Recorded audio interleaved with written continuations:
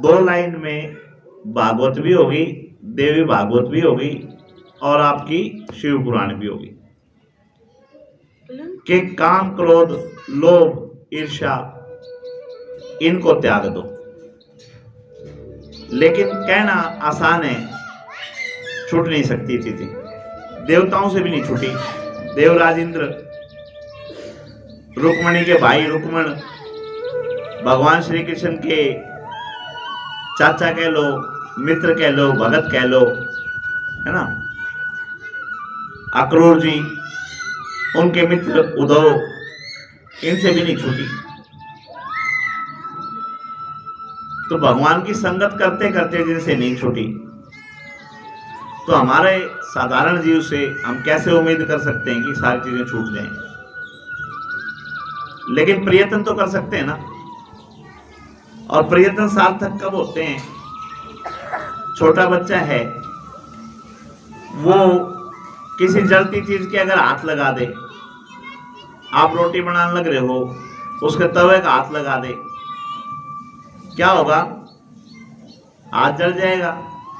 उसको कितना ही कहते रहो तो तवे का हाथ ना लगा, नहीं लगाए। लेकिन जब वो खुद लगाएगा और उसका हाथ जल जाएगा, दोबारा आप उसने कहोगे ले बेटा इसका हाथ लगा, तो ठंडे तवे के भी हाथ नहीं लगा। गरम तो छोड़ो, ठंडे के भी हाथ नहीं लगा होगा। और ऐसे ही जो उसके साथ वाले ने उसको देख लिया कि भाई इसने हाथ लगाया, इसका हाथ जला, उससे कह दो नुकई तो तवे का हाथ लगा दे जलते तवे के, तो वो जलते तवे का हाथ नहीं लगाएगा। यानी या तो खुद अनुभव कर लो, और या फिर जिसने अनुभव लिया है उससे सुन लो, या जिसने अनुभव लिया उससे मिल लो। तो ये कथाएं आपको जिनका अनुभव है वो अनुभव ही बता रही हैं कि उद्धव जी भगवान को कई बार देख चुके थे, भगवान के साथ रहते थे, लेकिन उसके बावजूद भी प्रेम को नहीं जान पाए। तब गोपियों ने समझाया कि तेरे से तो हमें भली, हाँ भाई तेरी पढ़ी लिखी सारी सारी बेकार है, तो प्रेम ही नहीं जान पाया। ऐसे ही अक्रूर जी जो भगवान को कई बार देख चुके थे, भगवान का संग भी था, भगवान के साथ भी रहते थे, लेकिन फिर भी लोभ के वशीभूत उन्होंने उन्हीं के ससुर जी को, सत्राजीत को मरवा दिया समंतक मणि के लिए। रुक्मण जिसकी बेटी भी भगवान के घर पे आई गई और बहन भी भगवान के घर पे आई गई, और भगवान के साथ अच्छे ताल्लुकात भी हो गए, आना जाना भी हो गया, लेकिन साथियों के भड़काने पे अपने प्राण दे बैठा। तो ये कथाएं हमारे को याद दिलाती है, जब हमारे साथ ऐसी स्थिति आए तो हमारे को वो चीजें याद आ जाएं। अगर कोई भी कहानी याद आ गई तो जीवन सफल हो जाएगा। कितनी बार आप लोगों के जीवन में ऐसा आया होगा कि जैसे अब सब कुछ खत्म हो गया हो, और आपने संयम रखा होगा, परमात्मा का नाम लिया होगा, तो आपका जीवन फिर से सुधर गया होगा, फिर से अच्छा आ गया होगा। अगर ये कथाएं आप अपने बच्चों को सुनाते हो, समझाते हो कि बेटा हमारे साथ ऐसा हुआ था, एक टाइम सब कुछ चला गया था, जब ये कथा अपने बच्चों को समझाओगे तो भगवान ना करे कभी वो इस स्थिति में आए तो वो टूटेंगे नहीं, और वहां से उनको बल मिलेगा कि भाई हमारे पूर्वजों के साथ भी ऐसा हुआ था और वो भी निकल के आए थे, तो वो भी जब दोबारा से खड़े हो सकते हैं तो हम भी दोबारा खड़े हो सकते हैं। यही भागवत है। माता पिता का, गुरु का अपमान करोगे तो फिर भगवान भी नहीं बचा सकता। ये कथाएं बार बार ये बता रही हैं। तो इनका अगर सम्मान हो जाएगा, हो गया, भागवत हो गई। सबसे प्रेम रखोगे, हो गई भागवत। और सारा पढ़ के, सारा समझ के भी हम ये नहीं कर पाए,